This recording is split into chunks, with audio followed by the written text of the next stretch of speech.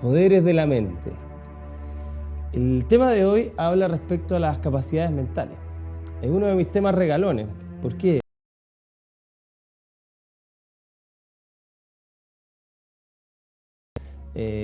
O al menos yo, en algún minuto nos preguntamos si existían estas capacidades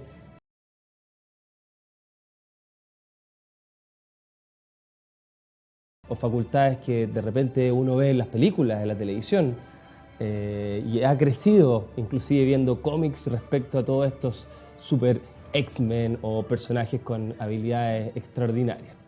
Entonces este video va dedicado exclusivamente a aquello. Mira, lo primero que tenemos que entender, o la primera pregunta que yo me hice fue: ¿existe algún tipo de prueba de que existan poderes mentales?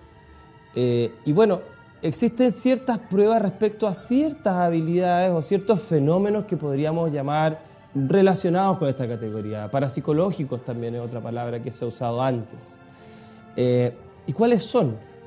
Por ejemplo, al parecer hay pruebas científicas o estudios, no han llegado a ninguna conclusión, pero hay estudios que tratan de estudiar la telepatía.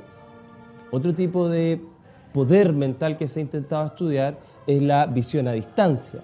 Ya les explicaré en qué consiste cada uno. Un tercero es si las personas pueden de alguna manera influir con su conciencia objetos. Y eso se llama psicoquinesis. Todos nombres muy rimbombantes, por supuesto. Y un cuarto tipo de fenómeno, que es aún más extraordinario, es la gran pregunta: ¿qué sucede después de la muerte? Y hay personas que han investigado desdoblamientos, que son experiencias que las personas vivas o no dicen tener, que salen fuera de su cuerpo y ven cosas, o inclusive estudiar fantasmas, la posibilidad de que se puedan describir, medir, como la película Ghostbusters alguna vez años atrás. Entonces, ese es el tipo de temas que nosotros vamos a tocar hoy día. Ahora, la ciencia tiene una postura en este momento distante. Existe un muy pequeño grupo de personas que están dentro del mundo científico, que han aplicado métodos científicos, que han intentado estudiar estas capacidades. Entonces, la más conocida de ellas, telepatía, que es de alguna forma la conexión de dos mentes como si fueran una especie de transmisión radial de pensamiento, fue el primer fenómeno a estudiar. Y esto es muy antiguo, desde en la época de los griegos ya estaban interesados, pero podríamos decir que en fines del siglo XIX hubo una gran sociedad con hartos científicos ingleses que empezaron a investigar esto. Varios de ellos fueron muy conocidos. Uno fue un premio Nobel, hubo un gran psicólogo llamado William James, e inclusive algunos de los padres del psicoanálisis como Carl Jung estuvieron alguna vez involucrados, y las personas que descubrieron el radio, la pareja de los Curie.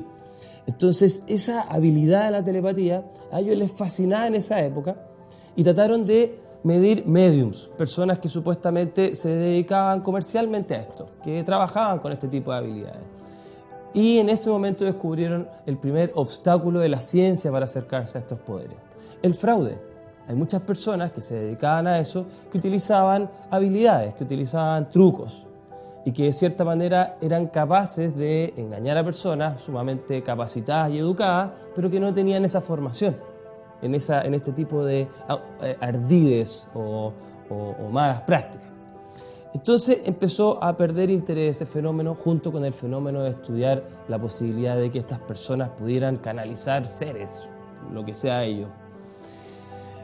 Pasaron los años y hubo un hombre llamado J.B. Rhine que estudió lo que se llaman, hizo su estudio a partir de personas comunes y corrientes. Es decir, ningún tipo de psíquico, sino que una persona que es un estudiante de universidad, una ama de casa, cualquiera. Y utilizó unas cartas que ya vamos a mostrar en algún momento, que se llaman las cartas Zener. Son cartas súper simples, que tienen formas de cuadrado, de estrella, de líneas onduladas, y que una persona trataba de alguna manera transmitir a otra distancia. Y con eso él quería probar de una manera más numérica, más estadística, de que este fenómeno se podía de alguna forma cuantificar. Esto fue en los años 30, Estados Unidos sur de Estados Unidos, Carolina del Norte. Y bueno, este botánico de formación, Ryan, estuvo durante muchos años en esa universidad y logró encontrar respeto en sus pares. Y de hecho esto fue publicado en revistas científicas serias. Por primera vez la telepatía se transformaba en un estudio serio. Tanto es así que matemáticos de Estados Unidos respetaron su investigación porque parece ser que parecía y tenía los estándares de una investigación científica como cualquier otra. Entonces la pregunta ahí es, da lo mismo el fenómeno que tú estudies si es que tú eres capaz de tener un método de estudio. Y en ese sentido, estudiar los poderes mentales es tan válido como estudiar el amor o estudiar las estrellas. Entonces, pasaron unos años y se descubrió que esta prueba era muy aburrida, muy monótona. Y se llegó a una tercera prueba, o quizás más, pero una muy importante que se llamaba el Ganzfeld. Las personas dijeron en los años 60, ¿sabes qué? Parece que la telepatía se asocia a estar medio durmiendo, o en estados psicodélicos, o meditando, o hipnotizado. Entonces, ¿qué tal si nosotros agregamos o le generamos un estado mental distinto a una persona que va a ser de alguna manera receptor de una información en nuestro laboratorio? Y bueno, descubrieron que se podía. Intentaron hacer una técnica donde trataban de disminuir los sentidos de las personas sin luz, sin sensaciones físicas, sin sensaciones auditivas. Y esta técnica, que después de un rato iba cortando los 5 sentidos de una manera natural, pensaban de que iba a empezar a aflorar un sexto sentido, que iba a ser capaz de captar las vibraciones del ambiente.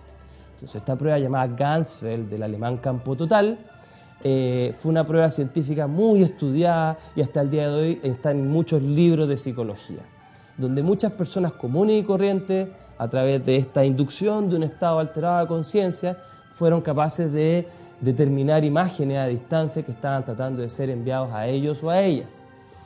En la misma línea, tuvo un profesor, se llamaba Stanley Krippner, un señor que en los años 70 estudió los sueños telepáticos. Trataba él de inducir sueños e imágenes a personas que estaban en un laboratorio. Y es muy parecido a la otra idea, porque muchas personas dicen, por ejemplo, tener sueños donde pueden adquirir información que de alguna manera es extrasensorial, es decir, más allá de los 5 sentidos conocidos. Entonces, ese es el camino de la telepatía. No sabemos exactamente si existe, se ha probado también en gemelos.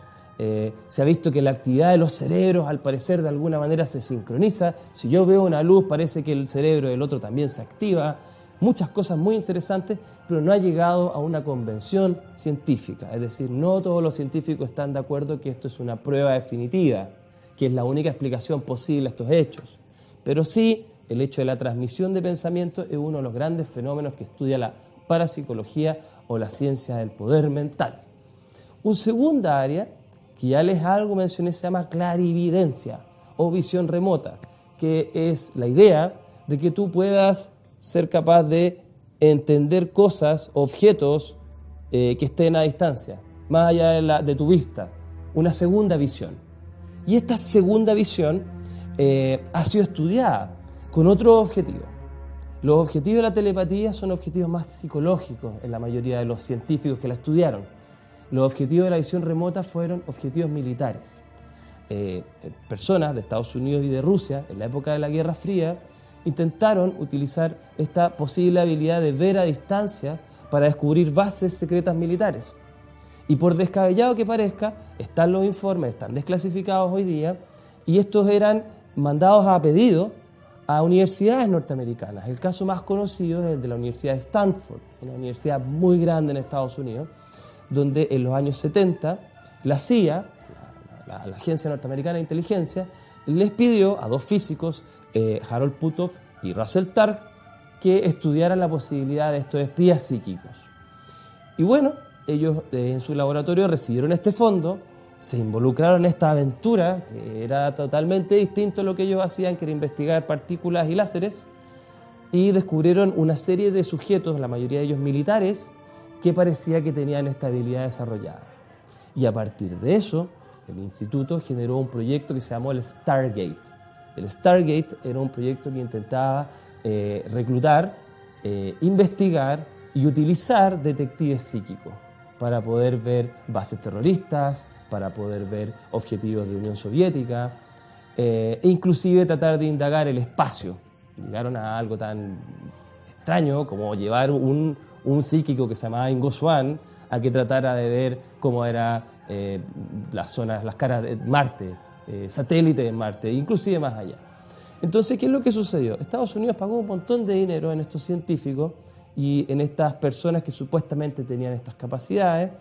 Lamentablemente, esto llegó a los medios y de cierta manera fue un tanto ridiculizado. Estados Unidos estaba pagando a una fuerza rara, paranormal, de supuestos psíquicos y militares. De hecho, ustedes pueden acordarse de una película que está basada en esto, que se llama Los hombres que miran a las cabras, o Los hombres dementes, donde actúa George Clooney, donde este es un supuesto espía psíquico, pero que ya está retirado, que está en la guerra de Irak.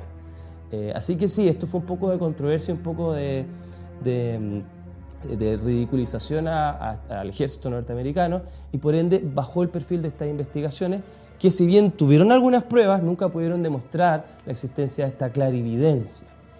Existe la tercera habilidad, que es una habilidad mucho más cercana a lo que nosotros podríamos llamar las películas, como los Jedi, como la fuerza. Y esta habilidad se conoce como psicoquinesis, que es la idea de que hay ciertas personas que pueden de alguna manera afectar su medio a través de su pensamiento.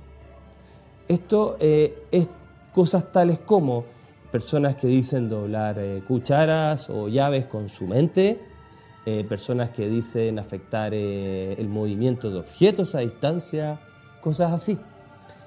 Ustedes entenderán que esto ya está a un paso más allá de la concepción científica tradicional. Y también está un paso más allá de la posibilidad de fraude. Entonces, estas habilidades de psicoquinesis, desde el principio de las investigaciones tuvieron problemas en ser medidas, porque la mayoría de las personas que decían tener estas capacidades muchas veces utilizaban hilos, movían cosas con distintos métodos que no tenían nada que ver, por supuesto, con sus capacidades mentales. Por ende, esta habilidad sí se ha intentado probar científicamente, pero de una manera muy indirecta, particularmente de dos formas. Una, a través de la caída de dados. Este señor que les hablé, Joseph Banks Rhine, este botánico de Estados Unidos, que estaba estudiando estas cartas con símbolos, dijo un día, apareció en su laboratorio un día un apostador y le dijo, ¿sabe qué? Yo no tengo esta habilidad que usted me dice, pero yo soy capaz de hacer de que salgan más números 6 en los dados para poder ganar mis apuestas en los casinos. Y dijo, a ver, ¿es verdad esto? Pruébame esto. Y inventaron una máquina que después utilizaron con múltiples sujetos donde caen muchos dados y ellos tratan de ver si es que las personas son capaces de influenciar la caída de estos dados, que por supuesto es totalmente azarosa. Y bueno, se descubrió que algo así pasaba. Aunque por supuesto los dados pueden estar de alguna manera alterados. Así que llegaron a un nivel mucho más allá y un físico llamado Helmut Schmidt en los años 70, un físico de la Boeing, de esos aviones, inventó una máquina que producía un movimiento radioactivo, algo que es imposible que una persona sea capaz de alterar. Y le pedía a la persona, trata de mirar esta máquina y trata de que las luces vayan en dirección al sentido de las manecillas del reloj. Trata de hacer eso. Y parece ser que la persona era capaz de alterar el movimiento de estas luces, que estaban interactuando, que estaban operadas por un funcionamiento de un material radioactivo, es decir, algo completamente imposible que usted pueda afectar, pero lo hizo. Entonces, en ese minuto, algunas personas consideraron de que quizás tú sí podías influir ciertos mecanismos físicos. Tanto es así que la Facultad de Ingeniería de la Universidad de Princeton, una universidad seria, se dedicaron durante 25 años a estudiar el fenómeno, y nada más ni nada menos que el decano de la facultad, en el Instituto Pierre, que es un instituto en Estados Unidos, en esa universidad, que estudió las anomalías de la ingeniería, que era la palabra que utilizaron para decir cómo máquinas podían ser alteradas por el mero pensamiento. Y bueno, hicieron investigaciones maravillosas, la posibilidad en algún momento de tomar contacto con ellos, pero lamentablemente, igual que en todas estas investigaciones, después del tiempo empezaron a perder fondos Y por supuesto, es muy difícil validar esto a nivel científico porque significaría cambiar toda la opinión respecto a cómo funciona el mundo, cómo son las leyes del universo, de causa y efecto, por ejemplo. Entonces, lamentablemente, no es fácil poder comprobar estos fenómenos y muchas veces son esquivos. Ahora bien, otro tipo de fenómeno que probablemente a usted le interesa aún más es el fenómeno de las experiencias cercanas a la muerte o saber si hay algo más allá, si la ciencia ha investigado eso. Y bueno, sí se están investigando las experiencias cercanas a la muerte. Las experiencias cercanas a la muerte particularmente se están estudiando en otro lado en Estados Unidos, en Virginia, en la facultad de medicina, en un hospital, y están tratando de probar hasta qué punto estas experiencias pueden ser reales, no solamente un proceso mental en el momento de morir. A grandes rasgos les voy a explicar que hay dos teorías al respecto de esto. Una, de que cuando la persona muere, el cerebro empieza, en algunos casos, a enviar una serie de señales. Esta serie de señales pueden generar alucinaciones y estas alucinaciones explicarían lo que ustedes han escuchado alguna vez en la televisión como el túnel y este viaje que tiene la persona cuando muere hacia un lugar lleno de luz y más allá donde encuentra a seres queridos. Lo tienen niños y lo tienen adultos. Se ha visto esta misma experiencia replicada en niños de 4 o 3 años que no tienen acceso a la información cultural del resto de las personas. Pero bueno, esa experiencia se piensa que es parte de un cerebro que le está faltando el oxígeno y que hay ciertas zonas del cerebro que están disparando alocadamente mientras este cerebro está moribundo con un paro cardíaco. Entonces, esa es la explicación de la mayoría de la ciencia. Sin embargo, hay un porcentaje mínimo de psiquiatras y psicólogos que piensan de que esta experiencia es real y que esta experiencia nos daría puerta a de que la mente existe ajena al cerebro. Y dentro de este tipo de científicos, por ejemplo, Bruce Grayson, por ejemplo, Carlos Alvarado, por ejemplo, Ian Stevenson, que fue el padre de esa facultad, de ese grupo de investigación en Virginia, planteaban no solamente eso, el hecho de que quizás la persona realmente viajó a otro lugar, y lo daban con una serie de casos clínicos impresionantes, donde las personas habían estado hasta 20 minutos muertas y habían sido capaces de describir el lugar, la sala de operaciones, los instrumentos que fueron utilizados en ellos, cosas que exceden la posibilidad de lo que nosotros conocemos que el cerebro es capaz de hacer después de que se acaba la sangre, que es el alimento y que es ultra necesario para que las neuronas, las células cerebrales funcionen. Él llega más allá y Stevenson viajó a la India tratando de encontrar 20 casos sugerentes de reencarnación.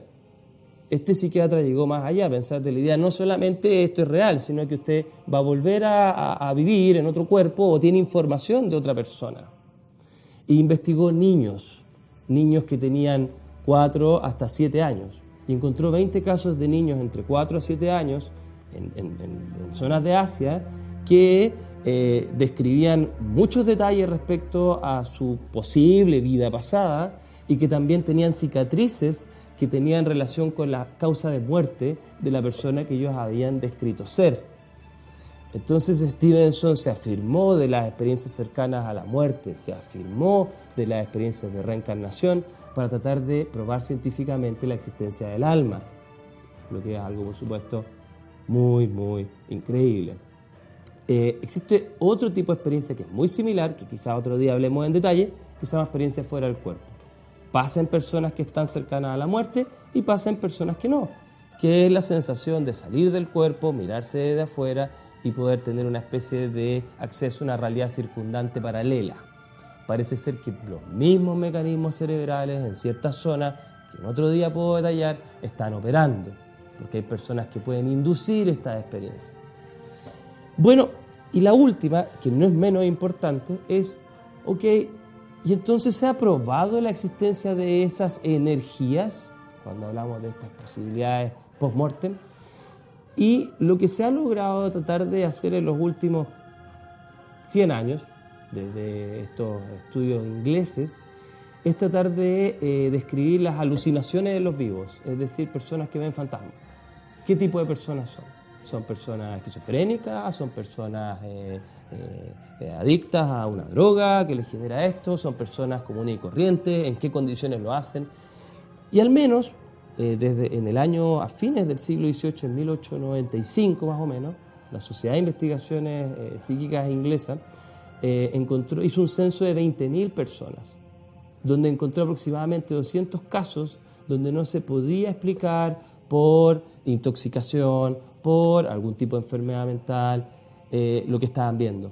Y muchas veces varias personas veían la misma alucinación, es decir, veían la misma cosa moviéndose en su casa, veían la misma cosa moviéndose en la calle. Trataron de describir qué tipo de cosas se ven. La mayoría de las personas veían personas que parece ser que no estaban ahí por el horario, por el lugar, que tenían ropa, que interactuaban con ellos, que de cierta manera tenían una manera de percibir o interactuar con su ambiente.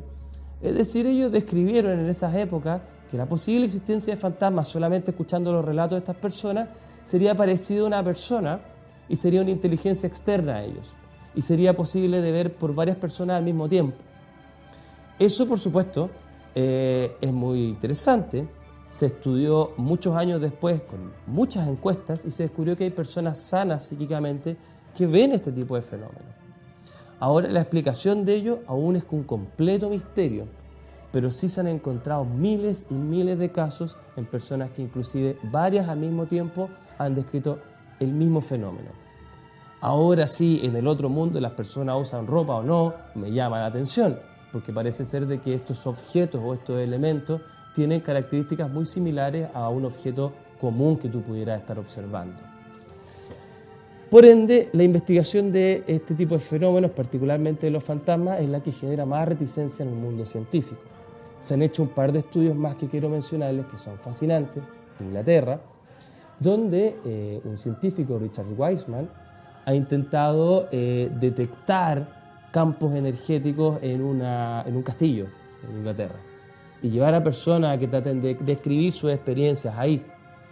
Y bueno, Wiseman, que es un escéptico, ha descubierto que en ciertas habitaciones donde hay más actividad de campos magnéticos es donde las personas veían más apariciones, particularmente Catherine Howard, que fue una de las esposas de Enrique VIII, aparecería ahí decapitada al parecer. Entonces, ¿qué es lo que pasaba? Al parecer, donde están estos campos magnéticos, al parecer el cerebro de las personas podría verse alterado y tener una especie de alucinación en el lugar. Dick Tandy, un ingeniero también de Inglaterra, propuso otra teoría, de que puede ser de que hayan ciertos sonidos en ciertos lugares, particularmente en lugares antiguos, que puedan reverberar y que afecten al cuerpo a pesar de que no los escuches. Él planteó de que hay infrasonidos, sonidos muy bajos, inaudibles, bajo los 20 ciclos por segundo, que están en los lugares donde las personas dicen ver apariciones. Y estos infrasonidos particularmente los detectó e inclusive se ha podido replicar que en los lugares donde ellos están las personas tienen más experiencias anómalas. La explicación de eso es larga de describir, pero en términos muy simples es porque el ojo cuando recibe una vibración también vibra. Entonces uno podría ver imágenes en el rabillo del ojo que desaparecerían. También estas vibraciones afectan el pecho y la gente siente el pecho apretado. En el caso de los campos magnéticos, al parecer afectan directamente el cerebro y zonas que sí se relacionan con sentir una presencia o tener una experiencia fuera del cuerpo, que están dentro de lo profundo del cerebro emocional, particularmente debajo de la corteza temporal, que está más o menos donde yo estoy señalando ahora. No me he vuelto tan loco aún. Así que bueno, traté de dar una descripción lo más amplia posible de estos fenómenos de la mente. Quedan muchos más, queda la hipnosis, queda profundizar respecto a qué es una experiencia cercana a la muerte, etcétera, etcétera. Pero espero que con esto se den cuenta de que sí hay personas que han intentado investigar.